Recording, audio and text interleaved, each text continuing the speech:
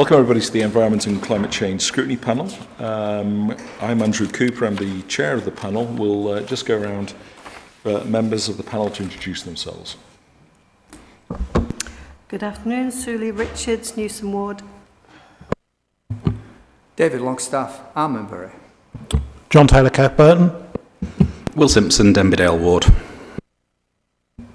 Thank you. And we have apologies from Councillor Matt McLaughlin. We haven't got apologies from Gary Kitchen, so he may be joining us a bit later. And anybody else? No? Right. Okay. So we'll just go through the minutes of the previous meeting, held on the 27th of March. For those people there, which I think is you, John, is there anything that you want to raise into the minutes, or anything anybody else wants to raise in the minutes that's not on the agenda? Sorry, Chair. No, I'm happy with the minutes.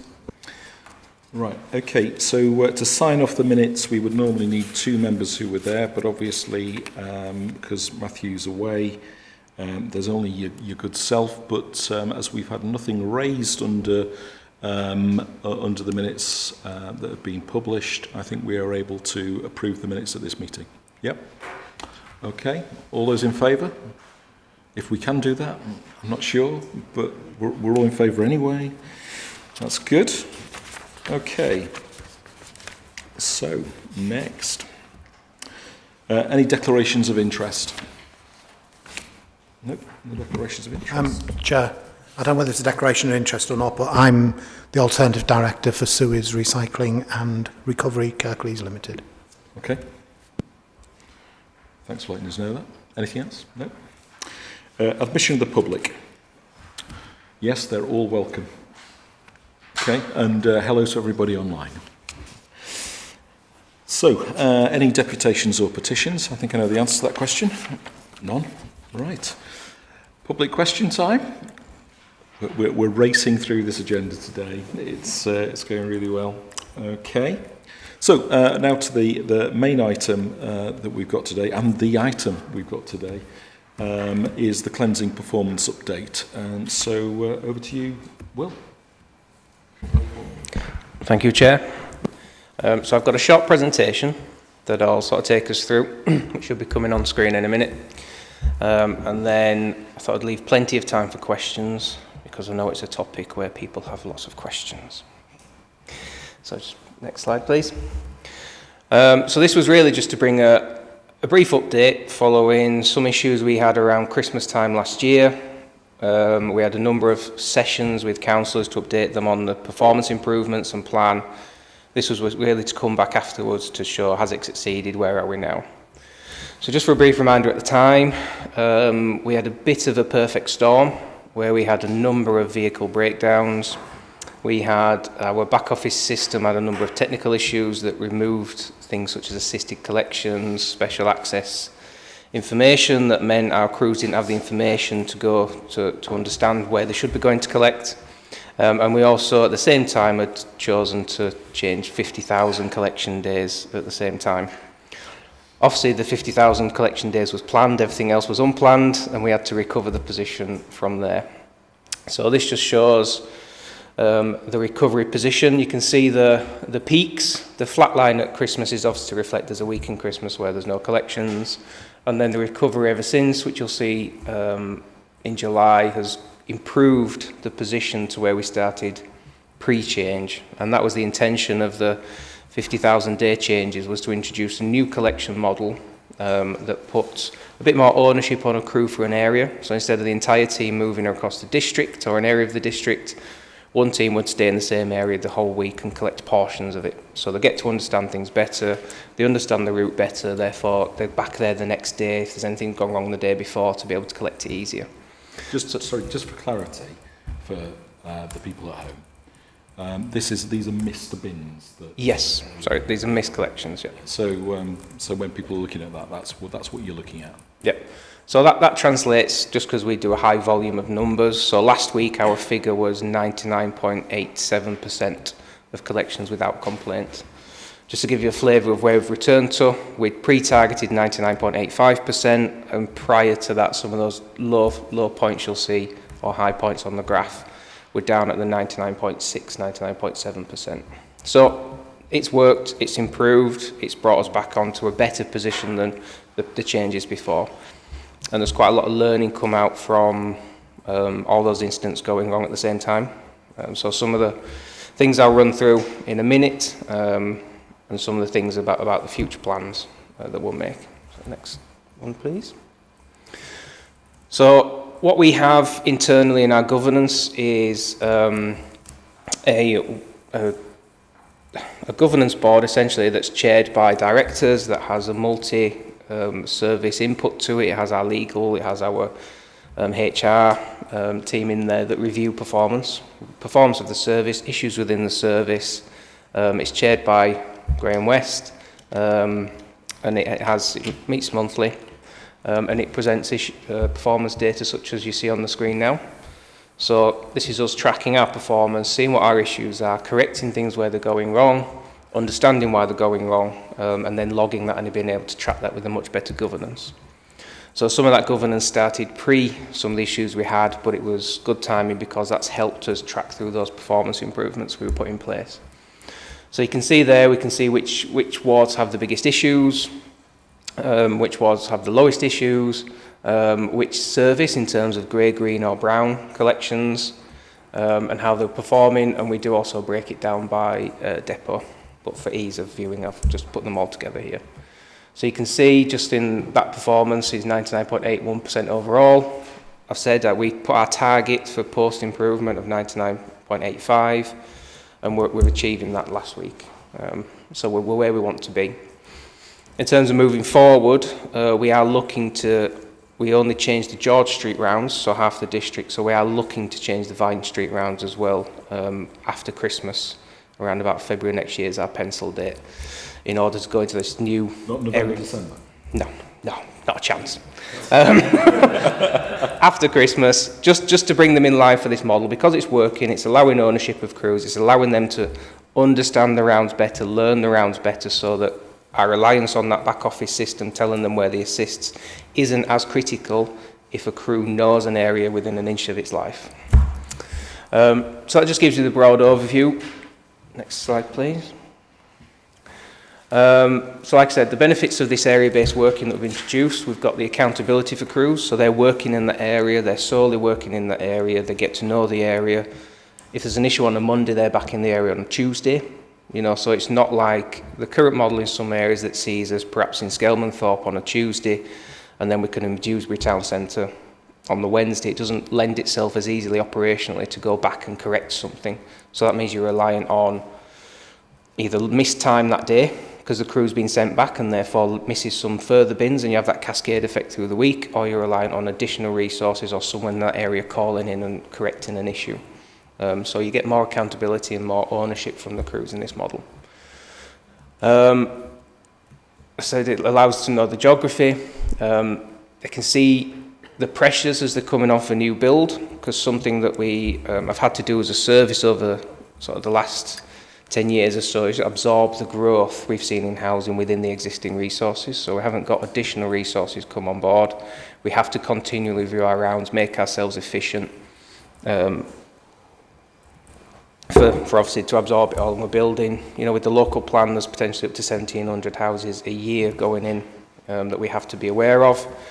If we've got this model, it allows us to focus more on one area rather than having to spread across a number of rounds and alter a number of rounds at once in order to keep all of the rounds balanced. It allows us to manage that better in the future.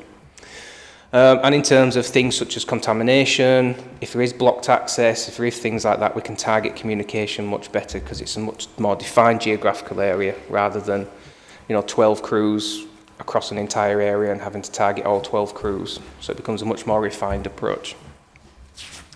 On to the next one. But some things, it's playing straight away there. Just teasing you. But one thing that isn't going away is access issues. And I'm sure some of the councillors will attest to this in the room, that, we've got a number of challenges. We've got challenges in what vehicles are available to us in the market. There is only one manufacturer that does what we call an ultra-narrow vehicle, in the market now, and they are choosing who they do or do not bid for, and it's dependent on scale. So, you know, if you're going up against a £50 million potential contract and you're only asking for £500,000 worth of vehicles, they're going to the £50 million customer and bidding for them, which means we're limited on what we have.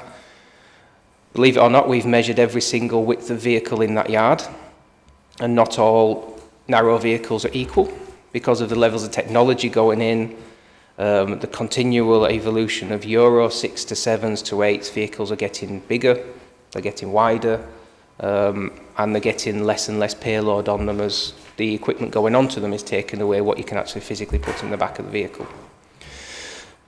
Some of the issues we've had is that our model is based upon a specific manufacturer providing a specific model of vehicle, which obviously once it's not available puts you in a very difficult position. So some of the work that's going on is looking at actually where is our narrow access, how are we best to make that more sustainable, so that if the manufacturer in the future, when we procure some vehicles, it doesn't offer again, we're in a position where that doesn't cause any issues to us. That means we're more, like I said, sustainable, more robust moving forward in our choice of vehicle. Some of the other challenges are we've chosen to give a really high level of customer service.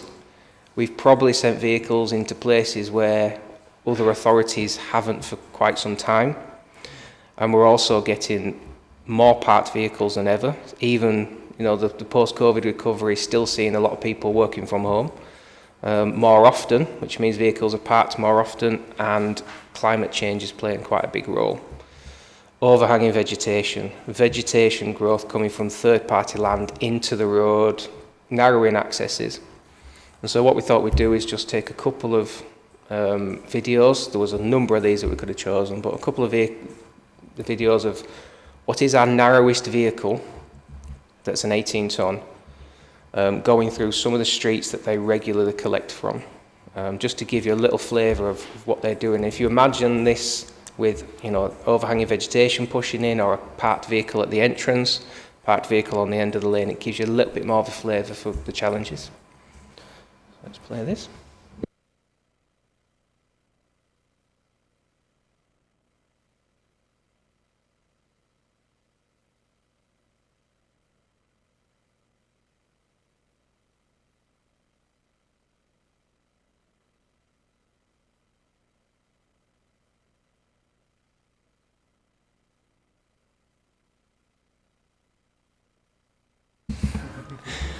The driver is not filming this, by the way, just to be clear.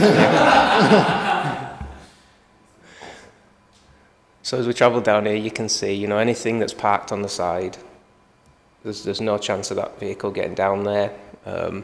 Sometimes the vehicle won't enter if it can't safely exit, because otherwise they're having to do really long reversing manoeuvres. So sometimes the vehicle issue can be at the bottom, which we get complaints about why didn't you collect me at the top, but it's about being able to safely enter and exit some of these routes.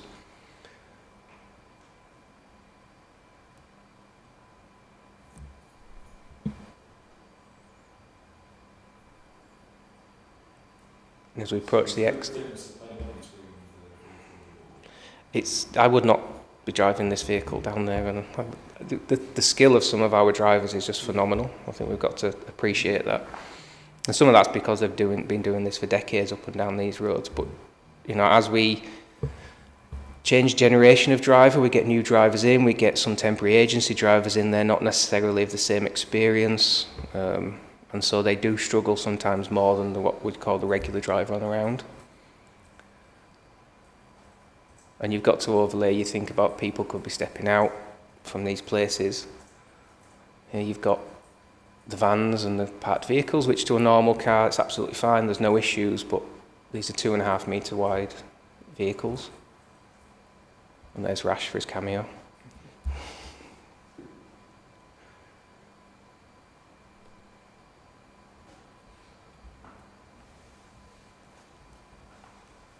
And then we've got the regular boat just there.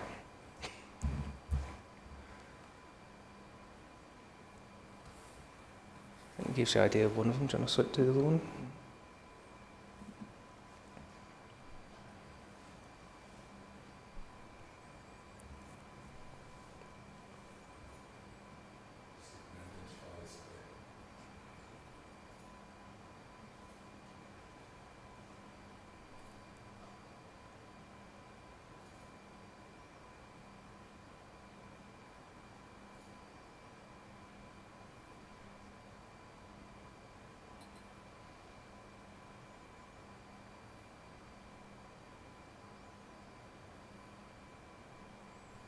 think if you look in the mirror as it goes along, you'll see the width between the wall and the vehicle.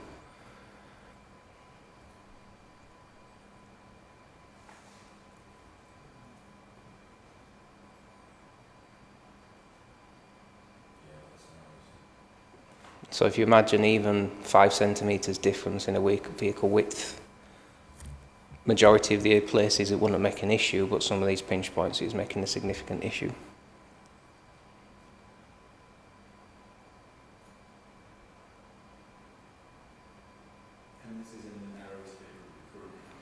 So we have 26-ton vehicles, which are what you think is a normal bin wagon. We have 18 tons, which are the ones that look about half the size. This is a narrow-bodied 18-ton. We have 2 specialist vehicles in the entire district, a 12-ton and a 7.5, which is a really van-sized bin wagon. So this is the smallest one by those 2 specialists that we have, and the narrowest as well. So this is a special narrowest, ultra-narrow as I've termed it.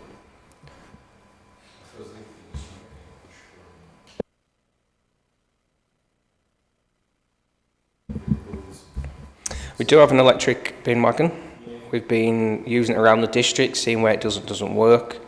Some initial feedback on that is when you get to the valleys, it really struggles in charge. You know, as it's going up and down the valleys, but when it's in and around the town centre, it's working fine. It's doing exactly what it should. What the manufacturer, well, what we found as a result of this is there's a minimum level of charge needed in order to empty the back of the vehicle. And so you may think you've got 100% charge when actually you've only got 80. And then that's how much you got you around, because you need that 20% still to unload at the back of it. I think we've got... Sorry, I think the very first vehicle we had was electric vehicle, was a waste vehicle that collected from around the town centre, wasn't it?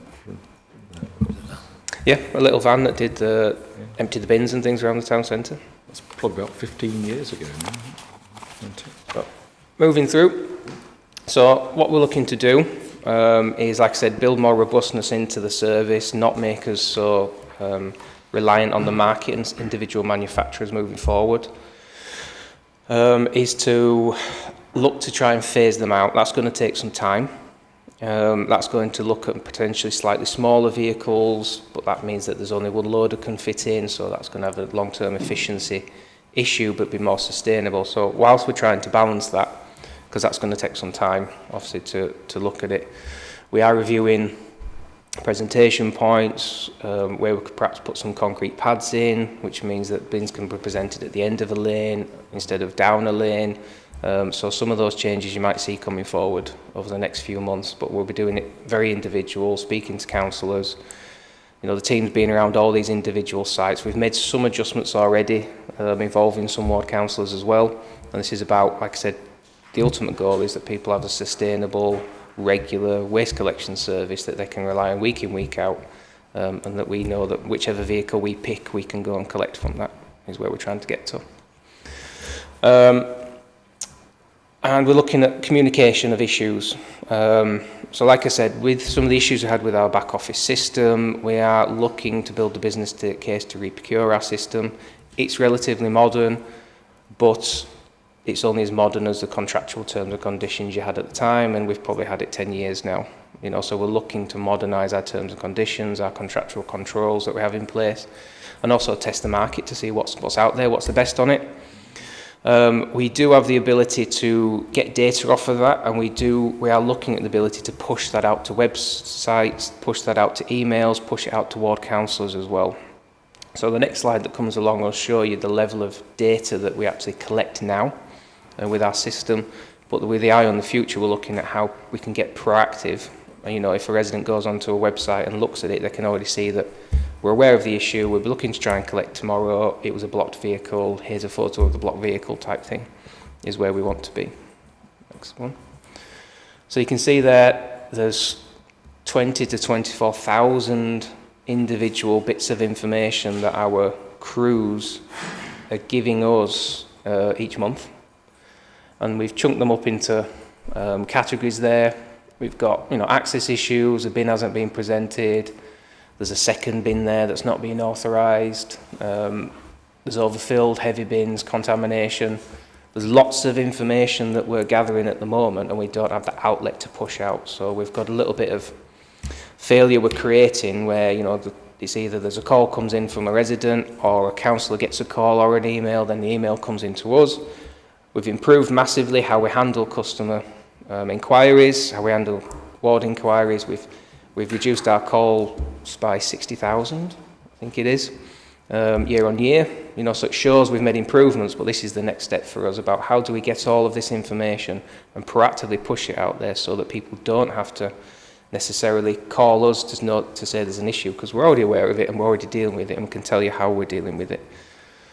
Some of this may potentially be possible in the short term. We're working with our IT team about how can we pull this information and push it out in a basic form. In the medium term, we're looking at how we reprocure that back office system with this all baked in and built in so that it's there from the get-go. But that might be a 12 to 2 year delivery time frame. Next one. There we go, I was just saying, we're reviewing it, we're looking at the best practice, so in terms of our miscollection policies, in terms of where we're presenting, in terms of what other councils are doing, we are not unique, we're unique in some ways, but councils come across this issue regularly. What are others doing? We're speaking to our neighbours, we're learning from our neighbours, and what we're packaging is a service level agreement, essentially, that will say, here's what you can expect from the waste collection service, here's everything in terms of you know, if you miss your bin, we'll be back within X hours of it. You know, if you can present on this thing, everything from A to Z that we would want to sort of put in that service level agreement, it's going to be drafted. Then we're going to send it through, obviously, the governance process. And then that's the stuff we're going to be able to start publishing on the web so that people are clear about what expectations they have of us and what expectations we have of residents as well at the same time. I've already said that we're looking at reprocuring the back office system. That needs a business case building, so it's still in its early days. And in terms of rerouting, we are looking at that reroute, and we're looking to program that in around February time at the moment. It's a penciled one, but as that becomes clearer, we'll obviously start to communicate to people. But the evidence from what we've done in the north is that it works, it does create ownership, it does improve performance and consistency, and so why wouldn't we want to bring that to the sort of south as well? And I think that's the end of the presentation, so you can stop listening to me now. So thank you very much. First up, Councillor John Taylor. Thanks, Chair. Thanks, Will. I've got quite a lot of questions, if I'm honest, and observations. I'm going to start from the back, though. Just on the comment about rerouting the south, please can we let us councillors know in advance? So I think one of the learnings about the rerouting in the north, because that did impact on part of my ward, was I knew nothing about it till I got the complaints. So it would be nice to know in advance where we're going to be making changes and when we're going to be making those changes, so we can help you with some of that comms. Just on the best practice and speaking and learning from our neighbours, great. But actually, I don't think that's ambitious enough. We should be looking for what's the best in class amongst our peers, you know, use the LGA or whoever, and learn from them. Because our neighbours may be okay, but there may be better solutions elsewhere. So let's not just limit ourselves to just our neighbours. And I say that to all parts of the council, really. We need to look for the best in class and try and learn from that, not just from West Yorkshire. Again, on the narrow vehicles where you're saying that, you know, this bid where it's 50 million or 500,000, are we looking perhaps sometimes to work here it would be possibly with our neighbours. So if they're looking for some vehicles and we're looking for some vehicles, is there a way to do a joint tender so it's a bigger contract and therefore you've got a better chance of securing something? Are you crossing off? Sorry, Andrew. I'll keep going. He's playing John Taylor bingo. Yeah. And then, where do I start with these? So, on the 1,700 houses a year, so you know the local plan, and that may or may not change as the local plan changes. At what point, as more houses are getting built, and so we've got increased waste collection volumes, at what point does this become unmanageable within existing budgets? and how's that being sort of communicated and kind of managed, you know, within the council? Because you can't just continue to build more and more and more and accept the same number of people to still deliver the service and deliver a decent service to more and more people. And I guess you move into your area base sounds right, because there will be, you know, if we think of some of the big sites like Bradley or Thornhill Lees, you know, there's going to be a significant amount of housing eventually built there when we get going. So, you know, how are you going to deal with that? On the accessibility of narrow streets and narrow lanes and things, and that's been one that, you know, I picked up a number of times in my ward. I'm sure other colleagues have as well. You're absolutely right that there does seem to be more cars around. There's more people working from home. In some of the smaller villages, you've got narrow roads anyway, as we've seen. What else can residents do? So, you know, if we know which streets are going to be problematic consistently, you know, is there something we as ward councillors can do to help, or is there some sort of comms we can do to residents to explain on that one? We've talked a lot about missed bins. One of the frustrations I get continually from residents around missed bins is they get home from work and the bin's not being emptied, but they don't know why. And then they've got to ring up to find out why. And then invariably, when they do speak to somebody, they don't actually know the reason why.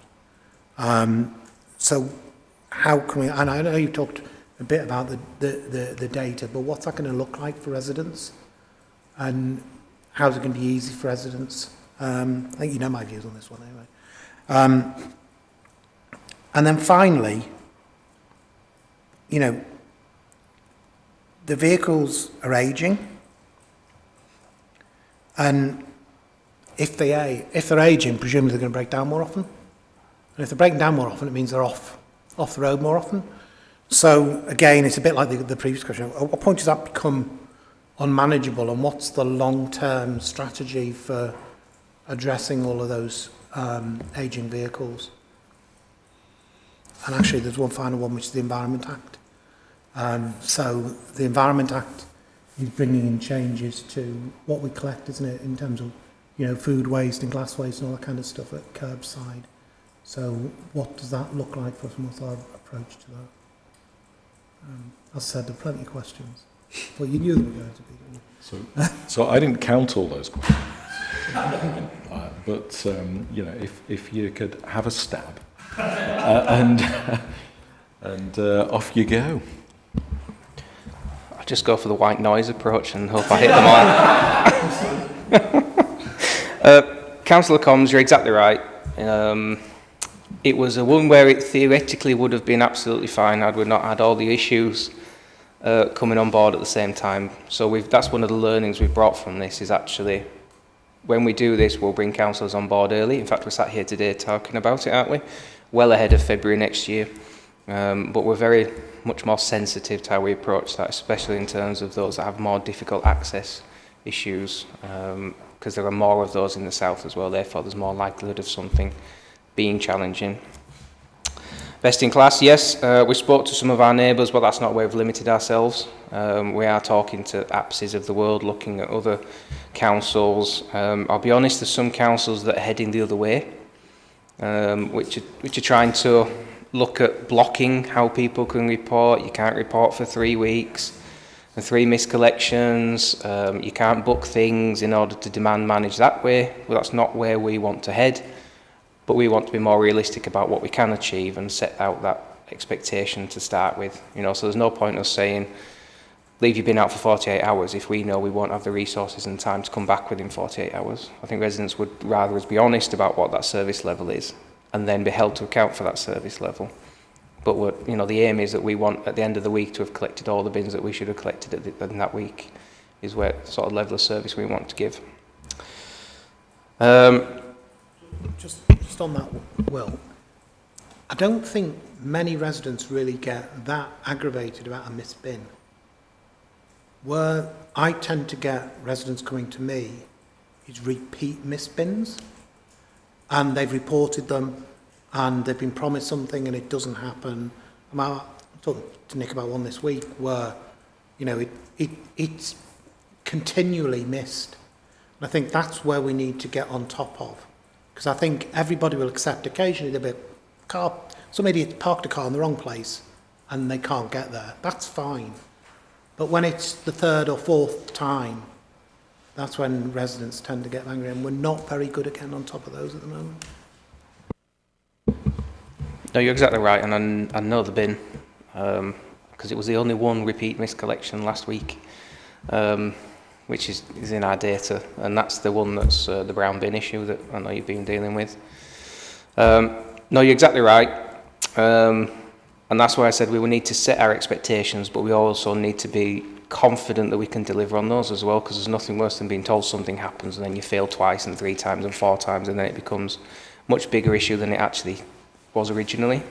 So that's why we're carefully reviewing what our miscollection policy is, we're carefully reviewing what our resources are, which will lead me on to the next question, and also we're going to publish those and make sure people can transparently see what they are, and then we can be held to account as well. We don't always get it right, but at least it'll be clear and transparent and we can be held to account. In terms of growth, I think we're in a position now where this reroute of the south is the point where we are struggling in terms of resources.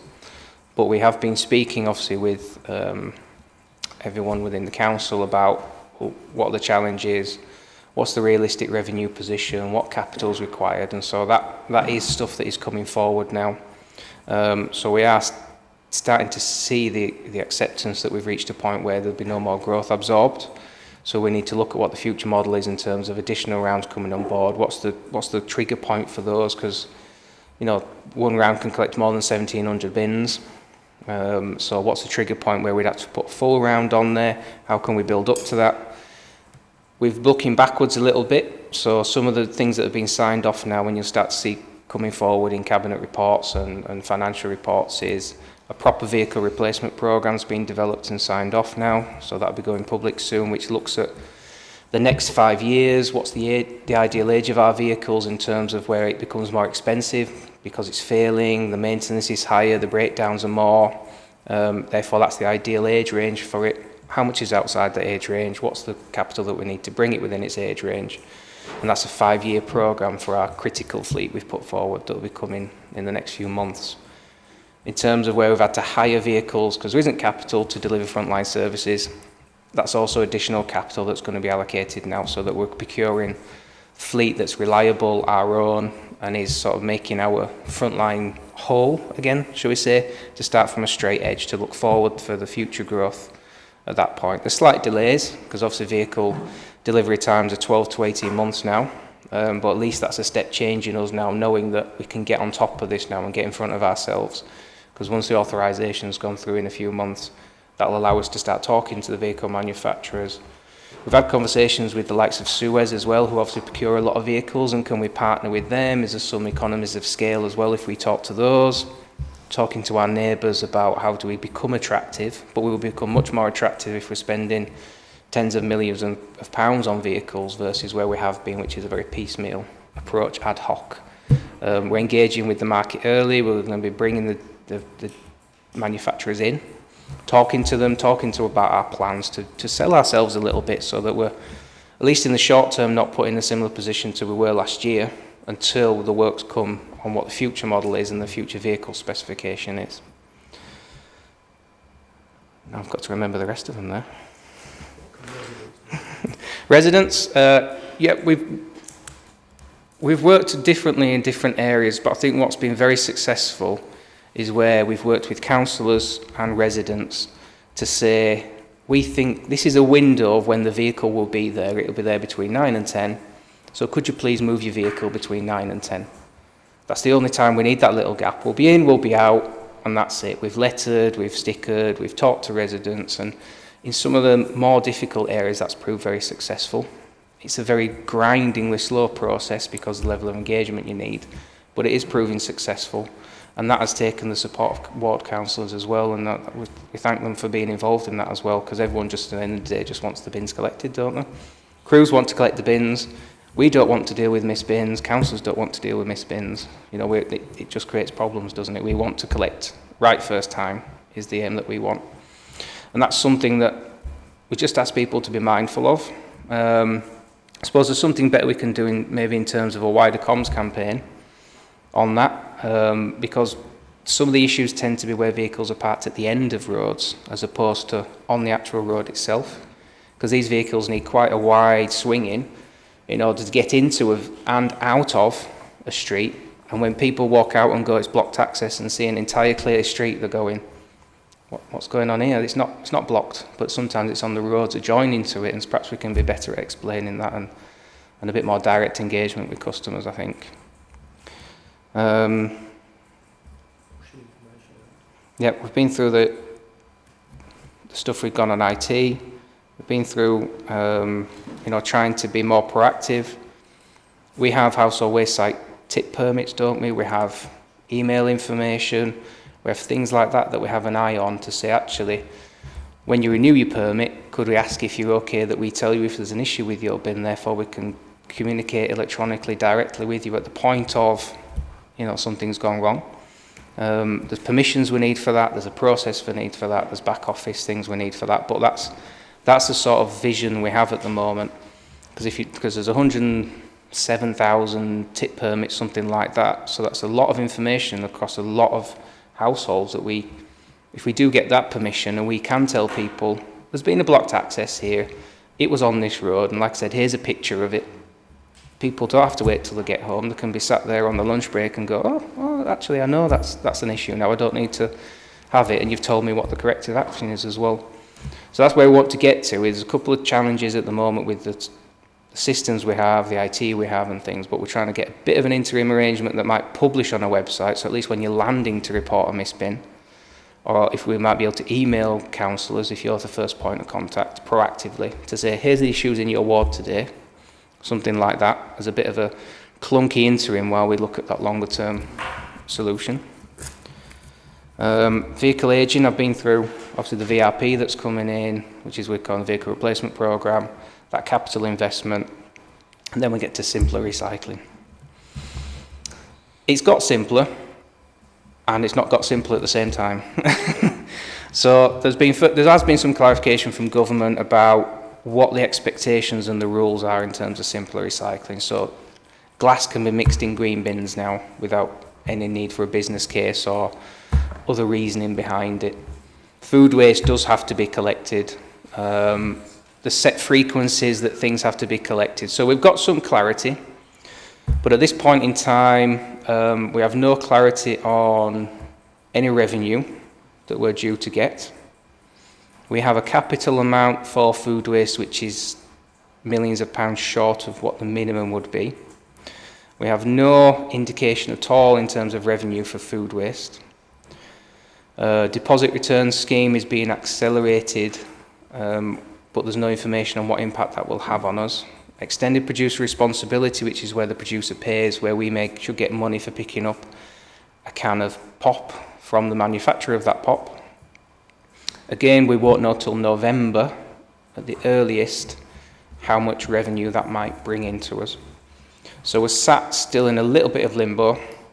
So we're having to plan what can we do between now and 2028, which is the point of the contracts re-procured. The waste procurement contract comes in and there's a new one, therefore there's a chance to reset what facilities we have, what services we have, what can we do in the interim, what can we do to prepare for that, and then post 2028, what does that look like? But it's a bit difficult when you've sort of got your hand tied behind your back in terms of what resources do you actually have to play with, because in the current financial environment, any net burden to this is just not going to go, is it? And I think that was all of them. Are you wanting to come back on this again? Okay, Councillor Taylor, I'll interrupt you. Just a couple of little points to just pick up on. Just in terms of communicating with residents and using information about the waste site licences. Just remember we had problems earlier in the year with emails and brown bins where a lot of people didn't get the information about rebooking their brown bin because the email they had was a different email, or it had bounced and we didn't know it had bounced, or they'd cancelled it through some other service. So we just need to be careful with how we use that information. Just on the vehicle replacement strategy, that sounds brilliant. Is that something that, and it's probably a question for you really, Chair, but is that something we'll get sight of at some point? Or we perhaps ought to? Just a suggestion. Would it come under our remit? Graham? Thank you, Chair. I believe we've actually got a session on the vehicle replacement programme identified, haven't we, as well? Is that one of the briefings? I don't think so. March. Right, okay. It's that one with the O in it. There we go. And then there was just one final question. Is that I'd encourage, if we can, as we start to understand this data better, to use it to heat map. Because I think some of this thing about repeat missed bins, you'll start to see in a heat map those areas where that's occurring, and that might help with some of the management of that. It'll also help with the communication with councillors. Thanks for that. Over to Councillor Sims. Thank you very much. I promise to be a little bit briefer than John, because he hasn't left much for the rest of us. Picking up on something that John said, I think most people feel like this, and I know that I do. And this isn't just about like missed bins. I think it's generally as a customer of anything. The thing that's most frustrating isn't necessarily the fact that something has gone wrong, because people accept things go wrong. I think the thing that frustrates anyone most when you're expecting something to be done is not knowing why it's not happened, and then if not feeling heard, if you then go to try and get it sorted out, if it doesn't get sorted out when it was promised, or it's taking longer than you'd expect. I think those are the two things that frustrate someone as a customer more than the thing going wrong itself. And so I've sort of got two sort of different strands in following up to that. First, in terms of like the not knowing element, and the longer term sort of system that you were talking about, we should aspire to be a bit like some of the successful delivery companies that you've got. When you order something off Amazon or you get something from DPD, you get these constant updates.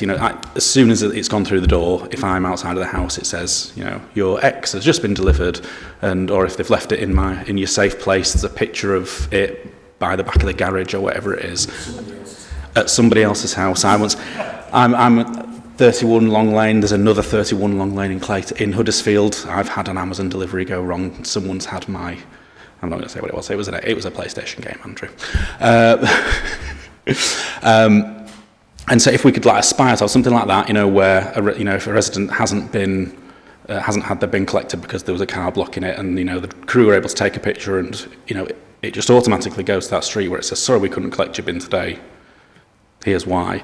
I think that'd relieve a lot of the frustration that people feel when they feel like they've done everything right because they've put it out and they can't see the parked car when they get back from work or whatever, and they just think, oh, the bloody council haven't bothered to. And actually, that'll relieve a lot of the frustration that people feel. And I imagine at the minute we won't be able to do that, because I imagine your system that you use as a waste team doesn't speak perfectly to the My Kirklees account or whatever. So I imagine that's not one of the interims that we could do. If we could, it'd be amazing, but I think that's the sort of thing that we should be aspiring to. And then in terms of the follow-up strand, do we monitor the time of sort of a recollection when we go back round to collect a missed bin that's been reported? Do we monitor the performance in terms of average number of days that it takes to get back round and collect the reported bins that were missed? And I've got a couple of questions about contamination as well, but if you could come back on those first, if that's okay, Chair. A little bit at a time. It's more relaxed, this one. Yes, that is what we're aspiring to, is that, the minute something goes wrong, we can push all that information and the reasoning through. You're exactly right with the challenges. We do have the theoretical ability in the back office system we have now, but it doesn't talk to our My Kirklees and doesn't talk to our website. And there is a resource limitation at the moment in the council about what are we prioritising in terms of IT input, resources, etc. And this isn't at the top of the agenda, basically. So we're having to do a bit of a clunky fixes now that we can do, even if, like I said, it's a website that publishes just text data. at least at the point you're landing now, when you're about to just send that email, you can see it's an issue. It's a little bit further down the line than we want, but it's a little step improvement. But that's exactly what we're aiming for, is your Amazon deliveries, that, the minute that something has happened, you're there, it's in your email, and you're done. In terms of number of days, no, and that's because we operate differently north to south now. So it's a little bit tricky. So generally in the south, because then we're moving around the district each day, it's about, is there some spare resources the day after that potentially could go back quite quickly?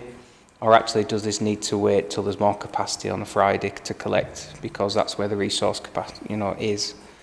In terms of the north model, because they're back in there the next day, then we want to build that they can start their day by going to collect the bin that was missed the day before, because of just a few, they're within a mile of it. So it's reasonable that on the way there you can reroute and go and get it. So we're not monitoring at the moment, we're aware of the differences, but that's why we want to move to harmonise the north and south model, so that, the expectation is, barring things going wrong on a Thursday, you're always going to be back there the day after to deal with it. And that also puts a little bit more ownership back on crews as well.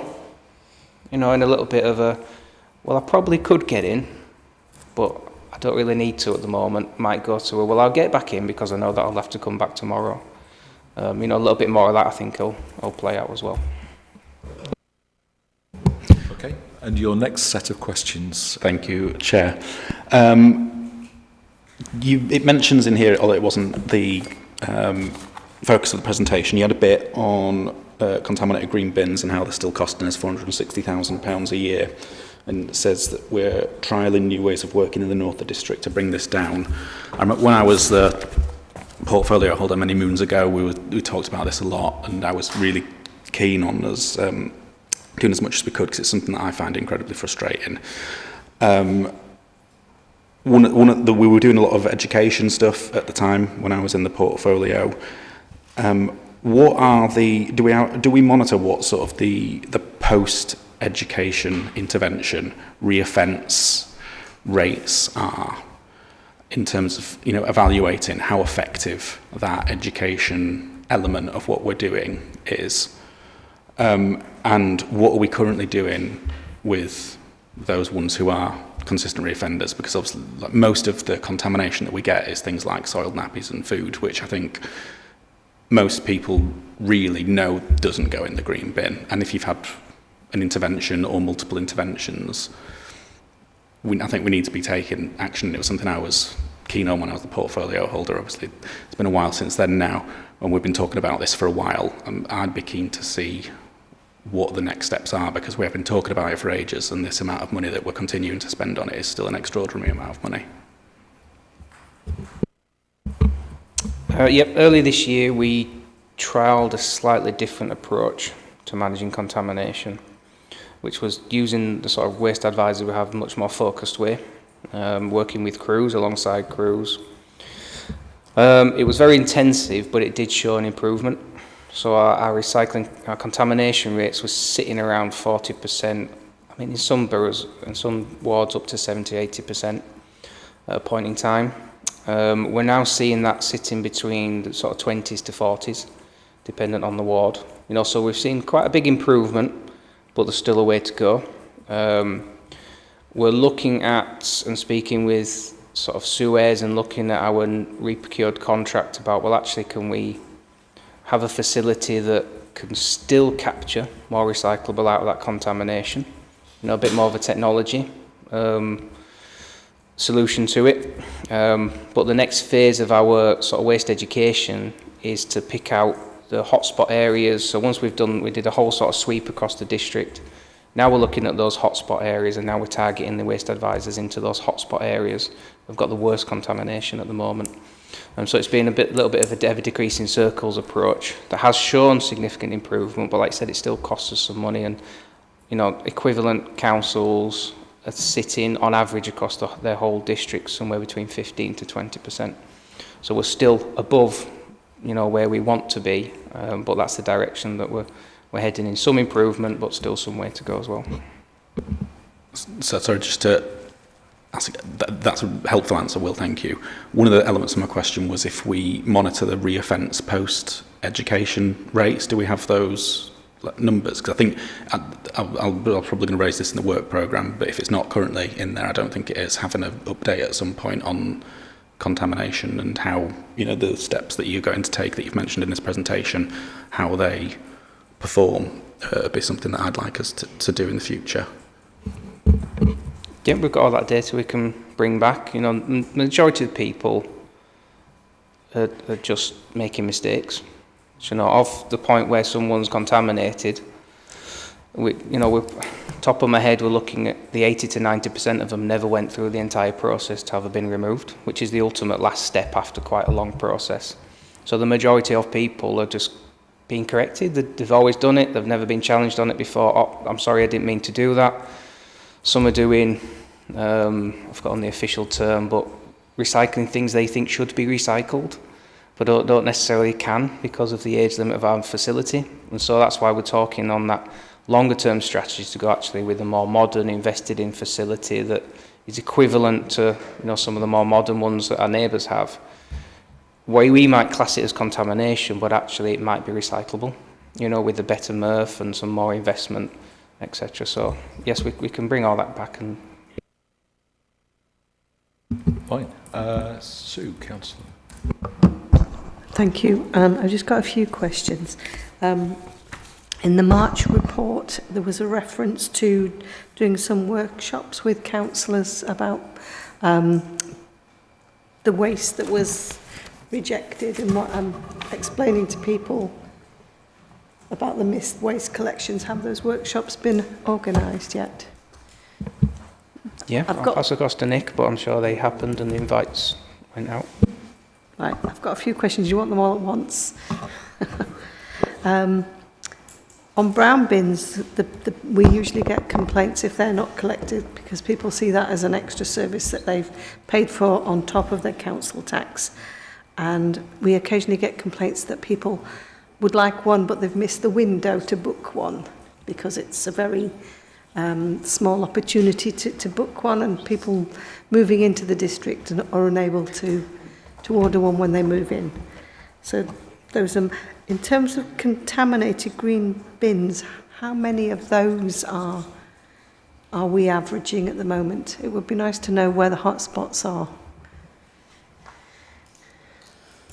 And my one other thing was on, you talked about having concrete pads for people to present bins where they live in a very narrow lane and that, but I'm assuming that we'll have a record of all the people who are on assisted bins who wouldn't be able to present them and therefore would still require assistance. That's my lot. Thank you. Thank you. So I'll pass across to Nick for the workshops for one. But yeah, so the councillor waste sessions, I believe we ran them, I know Councillor Taylor, you were there, so I'm looking at you, it was back end of April into May, but I can share that presentation with you, but we're always happy to sit down with either individual councillors or across full wards and actually do deep dives into performance as well. So you don't have to wait for us to do the workshops. If you do want any sessions, please just let the waste support team know and that can be organised. We're always happy to sit down and the councillors. Thanks, Nick. On the brown bins, yep, we do treat the brown bin service as different to the domestic service because it is paid for. So if we think we've delivered a service that isn't acceptable, we do refund people because it is a paid for over and above. The brown bin service is quite tricky to run because it is essentially we have to rerun the rounds every single year as people come on and go off of the contracts as well. And so that's why we moved to a window of opportunity. That window is designed so that we have a waiting list. People on the waiting list can have the opportunity to come onto the contracts. It then gives us a sufficient time to take all the new customers that have come on, all the customers that have come off, reroute the entire borough, sit down with the crews, sit down with the ops teams, learn the new routes, learn the new rounds, get them mobilised and get them back out again, which is quite a logistical nightmare. And believe me, a lot of my team would want that window to be much, much shorter, narrower, and probably a day. because it is an absolute nightmare, but it's a really valued service. You know, there's a lot of benefits come from it, which is why we're trying to balance, you know, how many people we can let on at any one time versus what it takes to actually operate and get ready for that March when that first collection comes in. We're also trying to balance that it pays for itself, because, you know, we don't want too many new customers to come on to the point where we overbalance around and it means we need additional resources, because then that comes with a subsidy. You know, the whole idea of the service is that it's a non-subsidised service that pays for itself, and therefore it's a free over and above another council taxpayers that aren't receiving the service and not subsidising the person that is receiving the service. That's the philosophy. So there's certain points that we need to make sure we're efficient as around, and that we don't have to put additional resources on because we've overcommitted and therefore we'll start to lose money on it, essentially. So it's frustrating for residents, but hopefully you can see those operational and sort of financial reasons why we run that window. We do show flexibility though. You know, if there's an occasion where, such as Councillor Taylor alluded to earlier, the emails weren't received, you know, there's someone who's in specific needs as well. You know, someone on assist, stuff like that, that perhaps they didn't read the email, couldn't have read the email. It was, you know, their daughter's the person that deals with all their finances, etc., and they'd missed it. We do let people on past that window, but we try to limit it to sort of special circumstances, just so that we can get the operational teams ready, rerouted, and to go in the march again. And in terms of the concrete pads, yes, we've been very conscious that, you know, a lot of these areas that we are looking at do have residents that have the potential to go into the assisted collection. So that's why we need to sort of balance which ones are we doing, which ones aren't we doing. For example, there's no point putting some concrete pads in, asking people to present the bins when we know the entire row of people will probably be on the assisted collection, because it's going to be a wasted effort, isn't it? So that it's going to be a slower process. The teams are visiting every individual site, and then there's going to be that conversation about that on a sort of individual site-by-site basis, which is going to take a little bit longer, but it's going to be the better outcome, I think. Thank you. Okay, Councillor Longstaff. Yes, thanks, Chair. Obviously, my colleagues have asked a load of questions, so there's just one from me. If we look at the financial thing, I was amazed as a new councillor to see it's 460,000 on contaminated green bins. Do you have an objective to lower it to a certain figure and then make the savings? You might even be able to buy a new vehicle. The answer is yes. There's a target saving. There's a target saving on everything, isn't there, these days? But there's a target saving in to reduce that by about £200,000. I think we recognise that with the system we have, there's always going to be some level of contamination. That a lot of the things we're coming across are not necessarily people purposely putting the wrong things in. You know, so there's got to be a little bit of tolerance in there as well. And so we set a target of £200,000 sort of through this financial year to the end of it, with the work we're doing in education, the work with Suez to get that down. Okay. And second question, we've covered it slightly. Obviously, where I come from, Armonbury, there's going to be a lot of housing if all the planning's agreed. And we know the government have already announced how many houses. So how are you going to manage the budget in the future when you've got all these houses? You say you're pretty well stretched now. Even offering brown bins could cause you trouble. I think, as I said earlier, we've been having those conversations with, internally as the council, with the administration as well, very much being clear and realistic about what we can achieve with what we have, how can we improve where we are today, how can we stabilise in terms of the vehicles, hire, agency, etc., the revenue position today. That's being considered in the MTFP. In terms of moving forward, that's where we sort of need to look at the future conversations, but we're trying to get a straight edge on where we are today. Moving forward, there's potential to look at alternative collection systems. There's communal collection points that a lot of authorities are looking at that Europe use. You know, so instead of there being 1,000 individual collection points and 1,000 bins, is it better that there's 12 communal collection points very close for a resident who can then just go and present it, but it's more efficient for us? So we're having those conversations, but there's no definite now, because obviously there's significant financial draw across the authority at the moment. Okay. I'll go on. So yes, Councillor Taylor. Just a couple. Just picking up on that last point about the communal collection points. Wherever I've seen can't even say it. Communal collection points. There's always a problem with rubbish and waste. So we just need to be careful about. It may solve one problem. It may create one that's even more difficult for us to resolve. So just on that one, and then just a plea from me as a councillor, and I will hopefully speak to some of my colleagues, but not necessarily all of them, is use us as a resource. And the example I'll give you, I was talking about a street that we'd had some bins being missed from a couple of times, and it was to do with a parked car. It's literally down the road from me, 2-minute walk.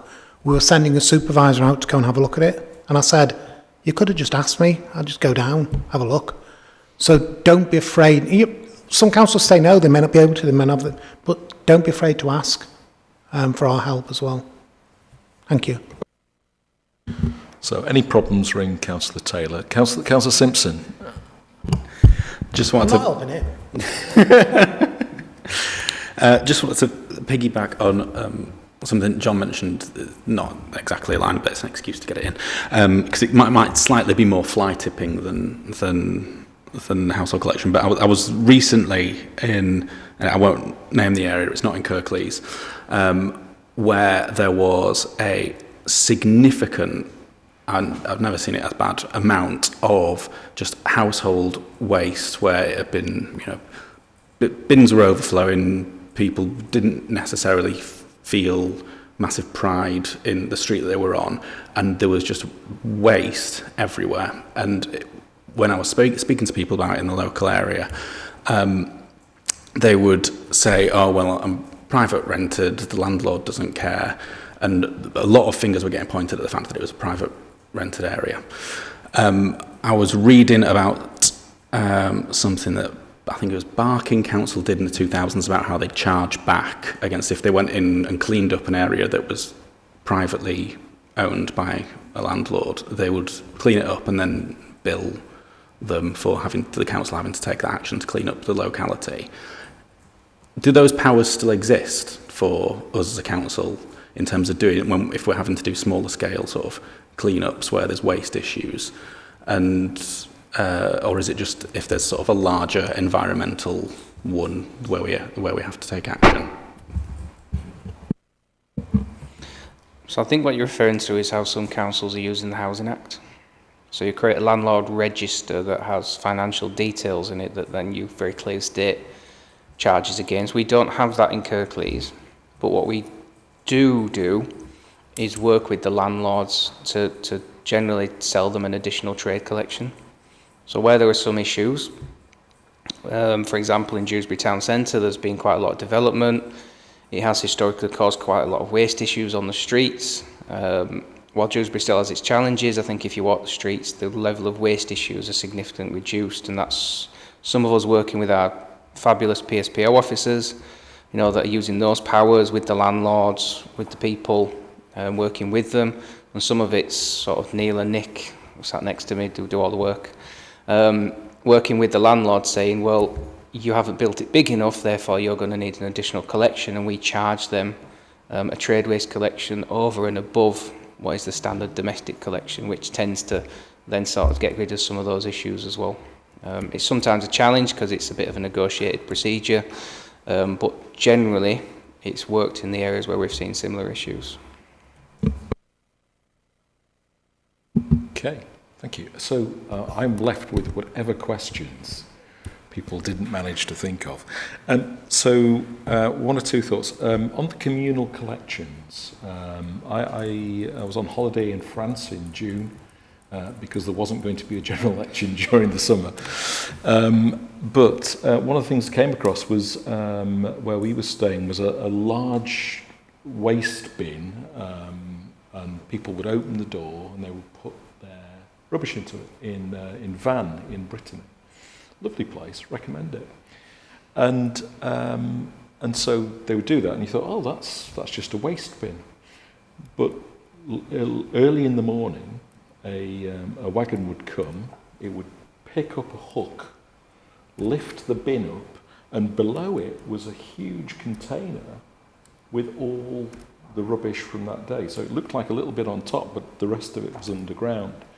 And they'd open them up, and it'd fall into the waste wagon. And I was like, God, this is great. This is municipal, bit of municipal tourism. And I thought, this is marvellous. And I do wonder if it's the sort of thing which might actually work in new build. There's something we could look at. I even very sadly took a video of the bin being emptied, which I can send you if you so wish. But it was amazing, great big container, and I thought that's why there are no bins around here, because people use that. Just really good. So that was one thing. Students, we've been in touch with Stacey Townend on a number of occasions, and it is the fourth bridge, because one lot of students go, another lot of students arrive, and they're managing their household for the first time, young adults managing their households for the first time, sometimes don't do it very well. Obviously, freshers' fairs, those sort of things, opportunities, I think, to be able to do things there is something that I think you've done in the past. But I'm just reiterating that it is the fourth bridge, and that we really want to be able to ensure that we work with some of these agencies, some of these student letting agencies, to make sure they're managing their properties properly. I know. Myself and you, Sue, have had issues with that, haven't we? Yeah. So I was going to say the number on Newsham Road that you could go and do the extra charge to get them to get more collections, but I think if I named the number of the road, that would be probably something wrong with protocol on that. With that. The last thing that on my list was about food waste collection, and I know some councils have sort of looked at the carbon impact of food waste collection and gone, actually, this doesn't actually make any sense in carbon terms, because of the amount of collection that's done, where they've got to take it, how much it takes to do. So I'm wondering if we've done any work on home composting versus food waste collection, and if we, as an alternative to that, and if we're looking, I think Sheffield has tried to, has actually opted out of food waste collection in the first for a while at least, because of the impacts there. So those are my three thoughts. I think once you get into waste, there's never a holiday without some of it, is there? So in terms of the communal collections, it works where you can build it in to start with, and it needs to be the right density within the state. So if there's one single collection point with 1,200 houses, it's not going to work. But if you build it in with sufficient density, so there's enough capacity, that's where it starts to work and become more efficient. Because anything that stops you going door to door is going to be more efficient, isn't it? So there might be still quite a few collection points, but they're smaller, and that's the exact model. But we need to be in there really early with the developer to get that, because trying to dig back anything under our streets is just a nightmare, isn't it? So retrofitting is a bit of a problem. So sorry to interrupt immediately, but having a policy that we put into the local plan, which specifies what we want, because otherwise I've got a feeling it just wouldn't work at all. We wouldn't do it, would we, if we haven't got a policy in the local plan? We have those conversations, and we'll have another chance potentially soon, won't we, with the local plan, to have those conversations again.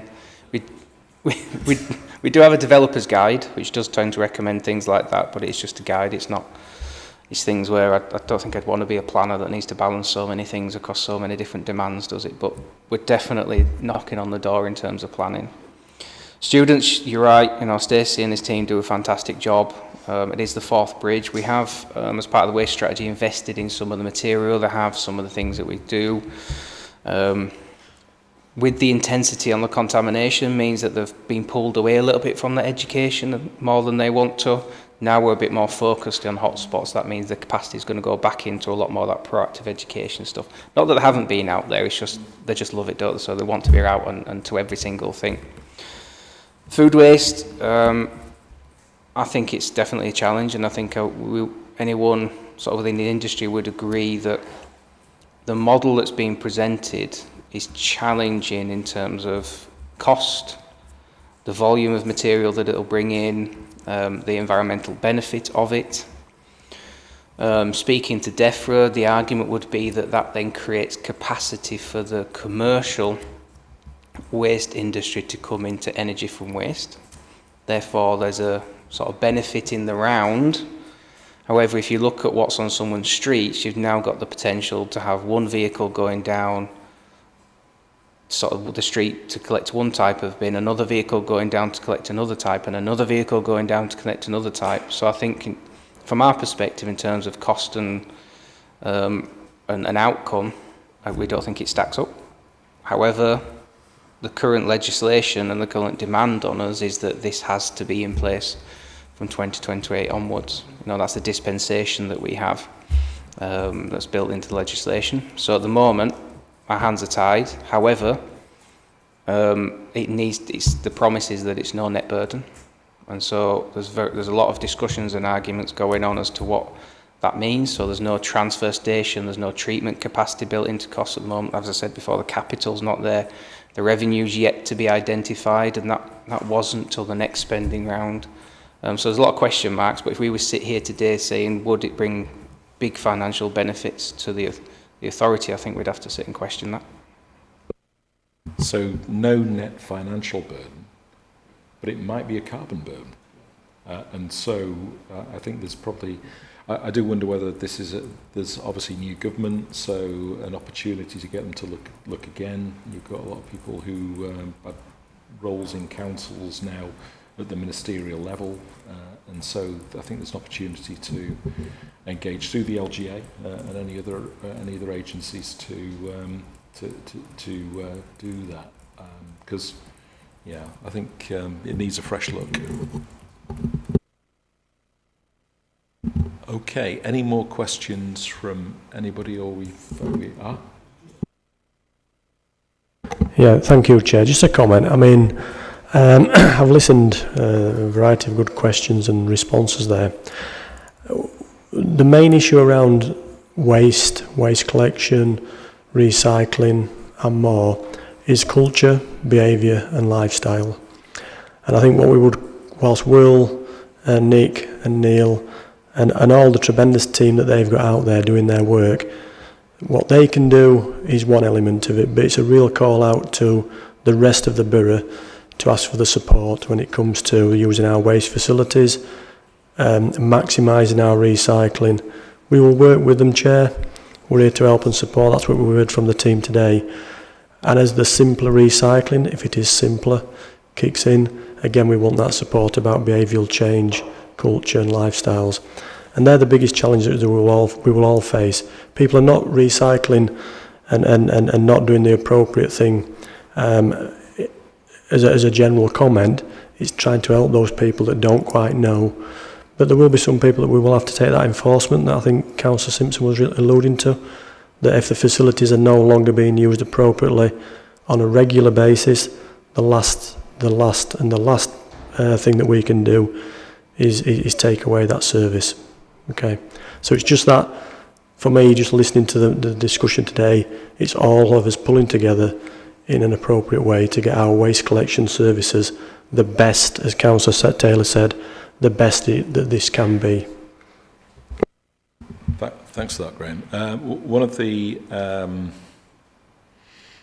things that I think would help people have more confidence in recycling and value it more is knowing what happens after they put things in there. What happens to that resource? Because you know, we used to have stuff. I don't believe it happens anymore. Hopefully, going on barges all over the world. And so that really didn't seem to make much sense. So it's if there's a report back that we can give to local people about what they did and what the impact of what they did was, because then they go, yeah, they feel better about what they do. This is not just something I do; it's something I do for a purpose, and that'd be something that I'd certainly like to see. Yeah. Okay. Right, so that's that agenda item. The next agenda item is just the draft work programme, which we had a bit of a discussion about earlier on. Does anybody want to raise anything under the draft work programme now at all? Just restate what I said, Chair. I'd like it if we could have an update from the team when appropriate on how the progress goes with the waste contamination work that they're undertaking. Thanks, Chair. Thank you. And thanks to officers for all the answers and information that we received today. Thank you. Okay, without further ado, this meeting is at an end. Thank you.